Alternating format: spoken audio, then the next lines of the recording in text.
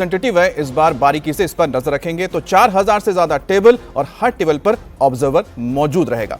मतलब शक शुबह की कोई गुंजाइश ना रहे, आज ऐसी तैयारी है।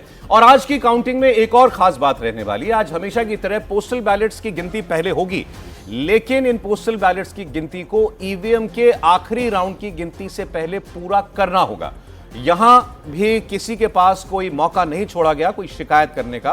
और जब ईवीएम की काउंटिंग पूरी हो जाएगी तो हर विधानसभा क्षेत्र के 5 बूथों की ईवीएम और उनके वीवीपैट की पर्चियों का मिलान भी किया जाएगा। और जिस वक्त ईवीएम की काउंटिंग और वीवीपैट की पर्चियों का मिलान हो रहा होगा, उस वक्त उम्मीदवार या उनके एजेंट को भी वहां पर मौजूद रहने की इजाजत होगी। यानी कि बाद में कोई ये नहीं कह सकता कि कोई धांधली हो गई, कोई गड़बड़ी हो गई, हमारा वोट चोरी हो गया। तो ये वोट चोरी जैसी कोई गुंजाइश और इस तरीके की कोई संभावना ही पैदा ना हो, कोई आरोप ना लगे। अगर किसी भी पोलिंग बूथ की ईवीएम पर लगी हुई सील या सीरियल नंबर में कोई भी गड़बड़ी मिलती है तो उस बूथ की पूरी वीवीपैट की पर्चियों की भी गिनती की जाएगी और उसके बाद ही नतीजों का ऐलान किया जाएगा। लेकिन रुझान आप तक पहले ही पहुंचने शुरू हो जाएंगे और पूरी प्रोसेस को दिखाने के लिए इंडिया टीवी ने खास इंतजाम भी किए हैं। सबसे तेज और सटीक रुझान आप तक पहुंचाने के लिए हमारी स्क्रीन पर आप देख सकते हैं हर तरीके से चुनाव का सारा डेटा आपको एक नजर में समझ में आए, हमने उसकी तैयारी की है।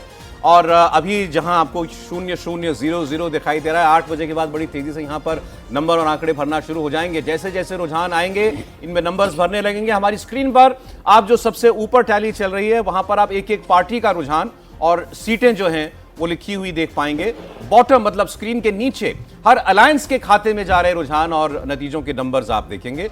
बिहार में कौन सा इलाका किस पार्टी के पक्ष में वोट दे रहा है वो आपको हमारी स्क्रीन की बाईं तरफ दिखाई देगा और दाईं तरफ आप देखेंगे हर महत्वपूर्ण हॉट सीट का नतीजा, कौन आगे चल रहा है, कौन पीछे चल रहा है। ये सारी इंफॉर्मेशन रियल टाइम आपको मिलती रहेगी। यानी कि जैसे ही रुझान आएगा वो अपडेट होकर आपकी स्क्रीन के सामने होगा।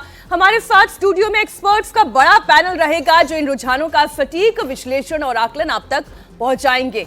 हमारे साथ वरिष्ठ पत्रकार राहुल महाजन इस वक्त स्टूडियो में मौजूद है। स्वागत सर आपका। राजनीतिक विश्लेषक चंद्रचूड़ सिंह हमारे साथ, बहुत स्वागत सर आपका भी। और India TV political editor Devendra Parashar भी हमारे साथ इस वक्त स्टूडियो में मौजूद है। हालांकि सौरभ, आपने कई राउंड ऑफ प्रेडिक्शन सभी से करवा लिए हैं कि किसके पास क्या संभावनाओं की लिस्ट तैयार है, लेकिन चर्चा की शुरुआत करते हुए देवेंद्र आपसे, आज क्या होने जा रहा है, आज नतीजों में क्या दिखने जा रहा है? ये चुनाव के जितने भी शास्त्र हो सकते हैं, जो सिम्टम हो सकते हैं, अगर उनको देखें, उनको समझे तो ऐसा लगेगा कि एकदम से क्लियर कट मेजॉरिटी आनी चाहिए, उसमें कहीं कोई डाउट वाली बात नहीं है। और ऐसा हाँ, और वो इंडिया के पक्ष में होना चाहिए इस लिहाज से कि महिला वोटर्स का जो टर्नआउट है और महिला वोटर्स ने किधर वोट किया होगा, उसके पीछे जो राजनीतिक लॉजिक जिसे कहें उसको अगर ट्रैक करें तो सीधे समझ में आएगा। जैसे एक उदाहरण के तौर पर सौरभ देखें कि बेगूसराय में 2024 का लोकसभा चुनाव था। 2024 के लोकसभा चुनाव के बाद एसआईआर हुआ है, लगभग 3.25 लाख महिला वोटर्स के नाम उसमें कटे हैं, बावजूद इसके 11% वोट का इजाफा हुआ। अब